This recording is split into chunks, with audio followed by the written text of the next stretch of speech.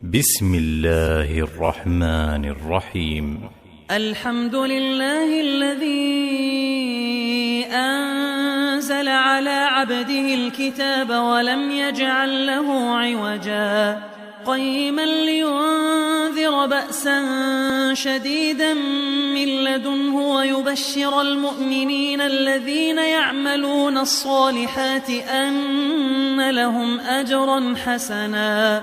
ماكثين فيه أبدا وينذر الذين قالوا اتخذ الله ولدا ما لهم به من علم ولا لآبائهم كبرت كلمة تخرج من أفواههم إن يقولون إلا كذبا فلعلك باخع نفسك على آثارهم إن لم يؤمنوا بهذا الحديث أسفا إنا جعلنا ما على الأرض زينة لها لنبلوهم أيهم أحسن عملا وإنا لجاعلون ما عليها صعيدا جرزا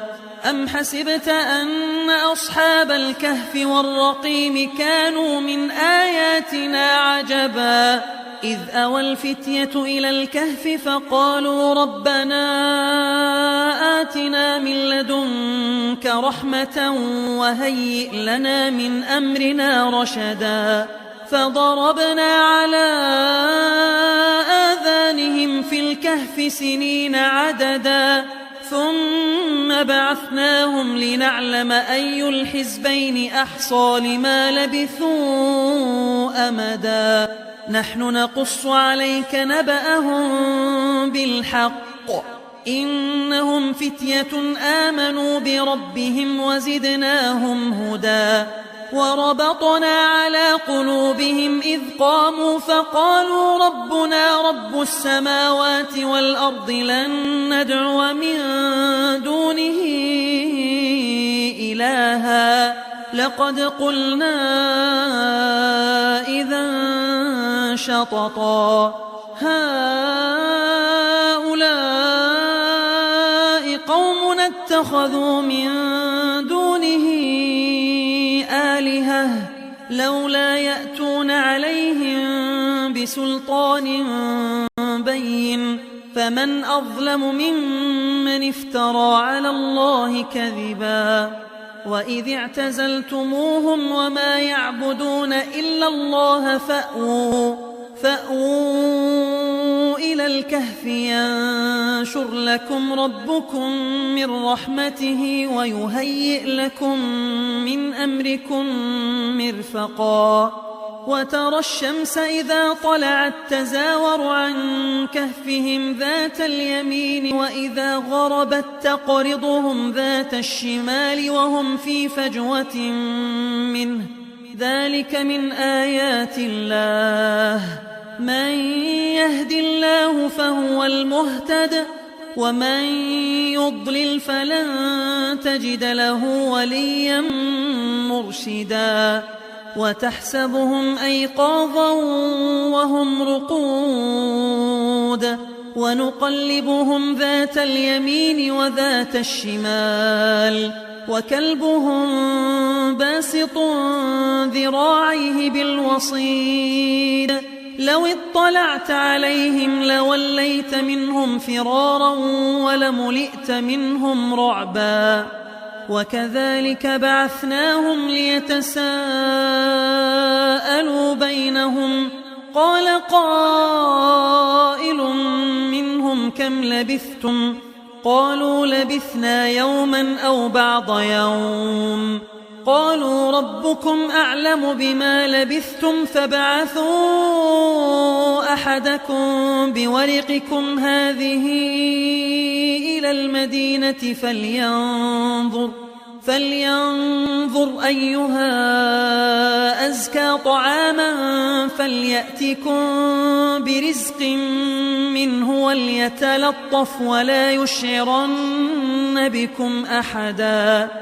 إنهم إن يظهروا عليكم يرجموكم أو يعيدوكم في ملتهم ولن تفلحوا إذن أبدا. وكذلك أعثرنا عليهم ليعلموا أن وعد الله حق وأن الساعة لا ريب فيها إذ يتنازعون بينهم أمرهم فقالوا ابنوا عليهم بنيانا ربهم أعلم بهم. قال الذين غلبوا على أمرهم لنتخذن عليهم مسجدا. سيقولون 3 رابعهم كلبهم ويقولون 5 سادسهم كلبهم رجما بالغيب ويقولون 7 وثامنهم كلبهم قل ربي أعلم بعدتهم ما يعلمهم إلا قليل فلا تمار فيهم إلا مراء ظاهرا ولا تستفت فيهم منهم أحدا. ولا تقولن لشيء إني فاعل ذلك غدا إلا أن يشاء الله. واذكر ربك إذا نسيت وقل عسى أن يهديني ربي لأقرب من هذا رشدا. ولبثوا في كهفهم 300 سنين وازدادوا 9 قل الله أعلم بما لبثوا له غيب السماوات والأرض أبصر به وأسمع ما لهم من دونه من ولي ولا يشرك في حكمه أحدا. واتل ما أوحي إليك من كتاب ربك لا مبدل لكلماته ولن تجد من دونه ملتحدا. واصبر نفسك مع الذين يدعون ربهم بالغداة والعشي يريدون وجهه ولا تعد عيناك عنهم تريد زينة الحياة الدنيا ولا تطع من أغفلنا قلبه عن ذكرنا واتبع هواه وكان أمره فرطا. وقل الحق من ربكم فمن شاء فليؤمن ومن شاء فليكفر إنا أعتدنا للظالمين نارا أحاط بهم سرادقها وإن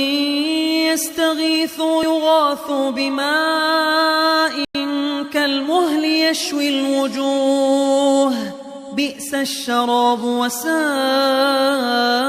مرتفقا. إن الذين آمنوا وعملوا الصالحات إنا لا نضيع أجر من أحسن عملا أولئك لهم جنات عدن تجري من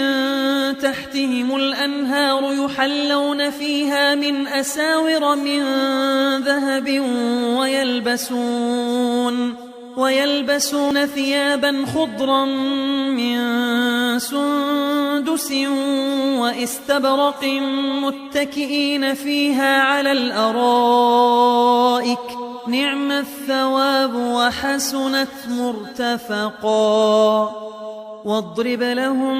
مثل الرجلين جعلنا لأحدهما جنتين من أعناب وحففناهما بنخل وجعلنا بينهما زرعا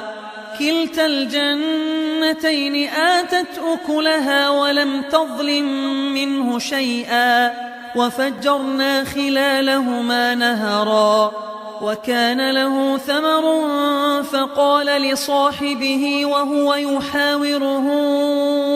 أنا أكثر منك مالا وأعز نفرا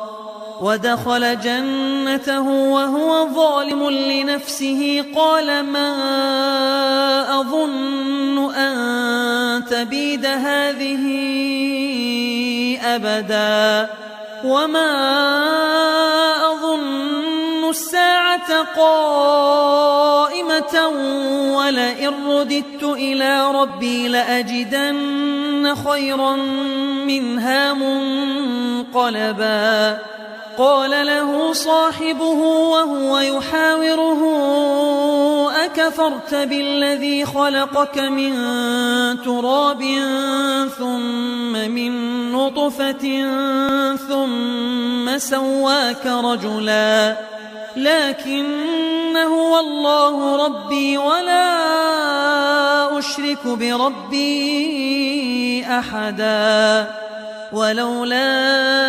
إذ دخلت جنتك قلت ما شاء الله لا قوة إلا بالله إن ترني أنا أقل منك مالا وولدا فعسى ربي أن يؤتيني خيرا من جنتك ويرسل عليها حسبانا من السماء فتصبح صعيدا زلقا أو يصبح ماؤها غورا فلن تستطيع له طلبا وأحيط بثمره فأصبح يقلب كفيه على ما أنفق فيها وهي خاوية على عروشها ويقول يا ليتني لم أشرك بربي أحدا ولم تكن له فئة ينصرونه من دون الله وما كان منتصرا هنالك الولاية لله الحق هو خير ثوابا وخير عقبا واضرب لهم مثل الحياة الدنيا كماء إن أنزلناه من السماء فاختلط به نبات الأرض فأصبح هشيما تذروه الرياح وكان الله على كل شيء مقتدرا المال والبنون زينة الحياة الدنيا والباقيات الصالحات خير عند ربك ثوابا وخير أملا ويوم نسير الجبال وترى الأرض بارزة وحشرناهم فلم نغادر منهم أحدا وعرضوا على ربك صفا لقد جئتمونا كما خلقناكم أول مرة بل زعمتم أن لن نجعل لكم موعدا ووضع الكتاب فترى المجرمين مشفقين مما فيه ويقولون يا ويلتنا ما لهذا الكتاب لا يغادر صغيرة ولا كبيرة إلا أحصاها ووجدوا ما عملوا حاضرا ولا يظلم ربك أحدا وإذ قلنا للملائكة اسجدوا لآدم فسجدوا إلا إبليس كان من الجن ففسق عن أمر ربه أفتتخذونه وذريته أولياء من دوني وهم لكم عدو بئس للظالمين بدلا ما أشهدتهم خلق السماوات والأرض ولا خلق أنفسهم وما كنت متخذ المضلين عضدا ويوم يقول نادوا شركائي الذين زعمتم فدعوهم فلم يستجيبوا لهم وجعلنا بينهم موبقا ورأى المجرمون النار فظنوا أنهم مواقعوها ولم يجدوا عنها مصرفا ولقد صرفنا في هذا القرآن للناس من كل مثل وكان الإنسان أكثر شيء جدلا وما منع الناس أن يؤمنوا إذ جاءهم الهدى ويستغفروا ربهم إلا أن تأتيهم سنة الأولين أو يأتيهم العذاب قبلا وما نرسل المرسلين إلا مبشرين ومنذرين ويجادل الذين كفروا بالباطل ليدحضوا به الحق واتخذوا آياتي وما أنذروا هزوا ومن أظلم ممن ذكر بآيات ربه فأعرض عنها ونسي ما قدمت يداه إنا جعلنا على قلوبهم أكنة أن يفقهوه وفي آذانهم وقرا وإن تدعهم إلى الهدى فلن يهتدوا إذن أبدا وربك الغفور ذو الرحمة لو يؤاخذهم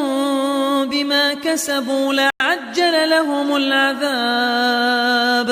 بل لهم موعد لن يجدوا من دونه موئلا وتلك القرى أهلكناهم لما ظلموا وجعلنا لمهلكهم موعدا وإذ قال موسى لفتاه لا أبرح حتى أبلغ مجمع البحرين أو أمضي حقبا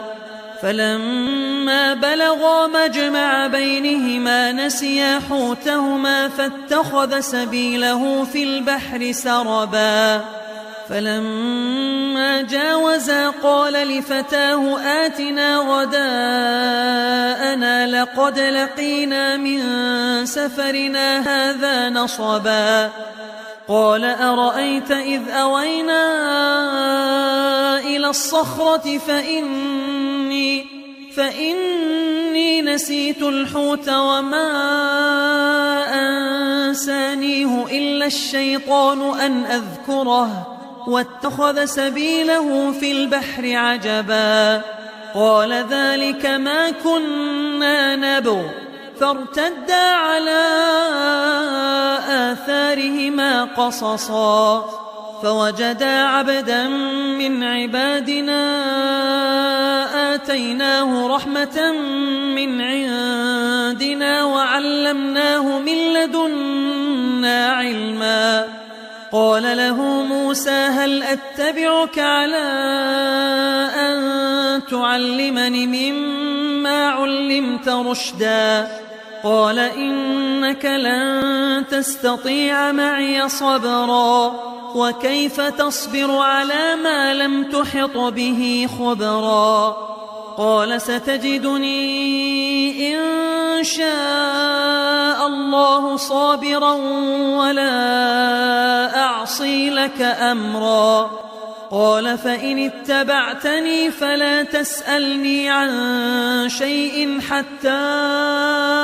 أحدث لك منه ذكرا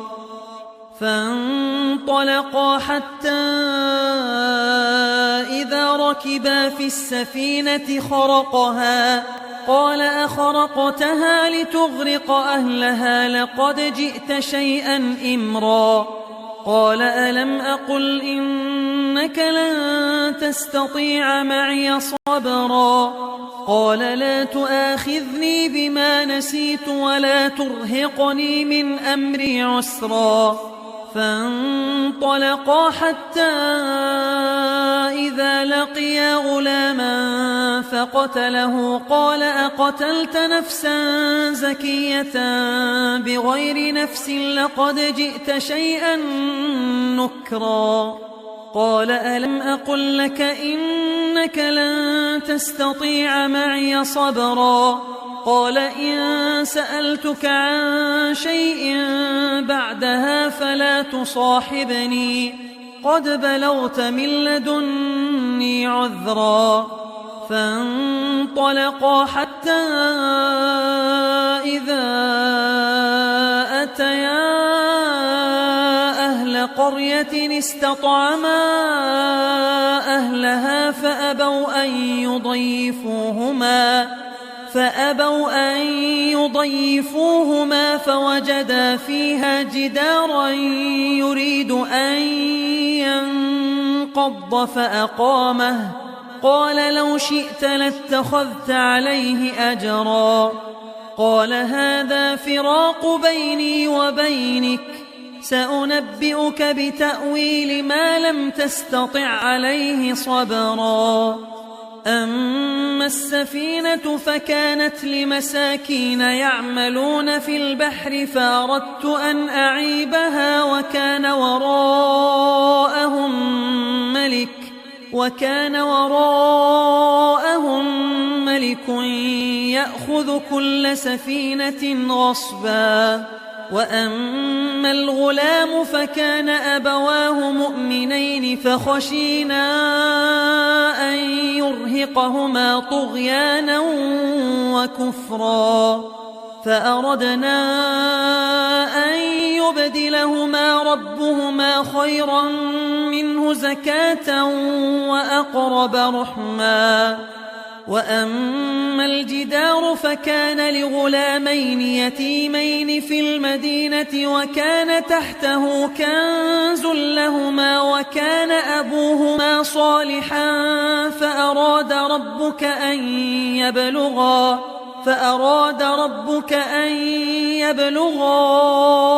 أشدهما ويستخرجا كنزهما رحمة من ربك وما فعلته عن أمري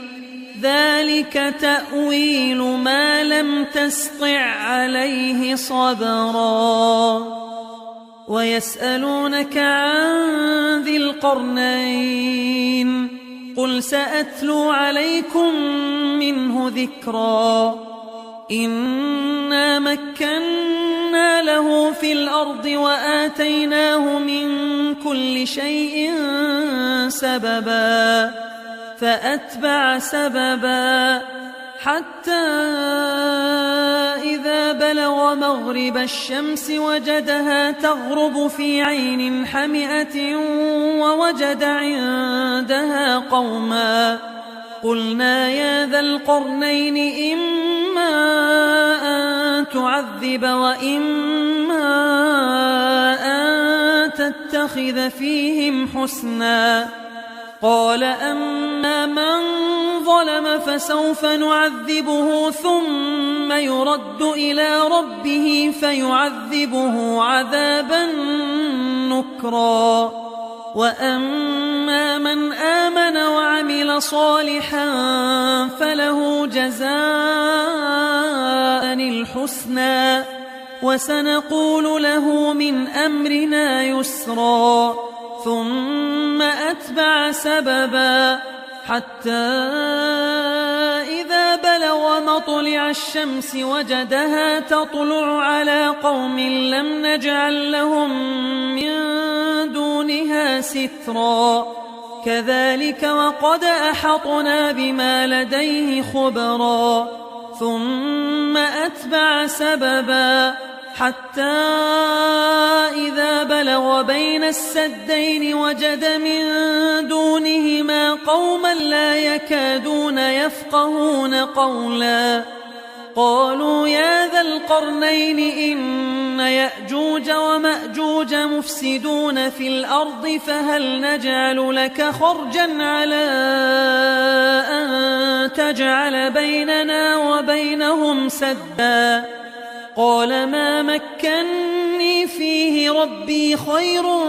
فأعينوني بقوة أجعل بينكم وبينهم ردما آتوني زبر الحديد حتى إذا ساوى بين الصدفين قال انفخوا حتى إذا جعله نارا قال آتوني أفرغ عليه قطرا فما استطاعوا أن يظهروه وما استطاعوا له نقبا قال هذا رحمة من ربي فإذا جاء وعد ربي جعله دكا وكان وعد ربي حقا وتركنا بعضهم يومئذ يموج في بعض ونفخ في الصور فجمعناهم جمعا وعرضنا جهنم يومئذ للكافرين عرضا الذين كانت أعينهم في غطاء عن ذكري وكانوا لا يستطيعون سمعا أفحسب الذين كفروا أن يتخذوا عبادي من دوني أولياء إنا أعتدنا جهنم للكافرين نزلا قل هل ننبئكم بالأخسرين أعمالا الذين ضل سعيهم في الحياة الدنيا وهم يحسبون أنهم يحسنون صنعا أولئك الذين كفروا بآيات ربهم ولقائه فحبطت أعمالهم فلا نقيم لهم يوم القيامة وزنا ذلك جزاؤهم جهنم بما كفروا واتخذوا آياتي ورسلي هزوا إن الذين آمنوا وعملوا الصالحات كانت لهم جنات الفردوس نزلا خالدين فيها لا يبغون عنها حولا قل لو كان البحر مدادا لكلمات ربي لنفد البحر قبل أن تنفد كلمات ربي ولو جئنا بمثله مددا قل إنما أنا بشر مثلكم يوحى إلي أنما إلهكم إله واحد فمن كان يرجو لقاء ربه فليعمل عملا صالحا ولا يشرك بعبادة ربه أحدا.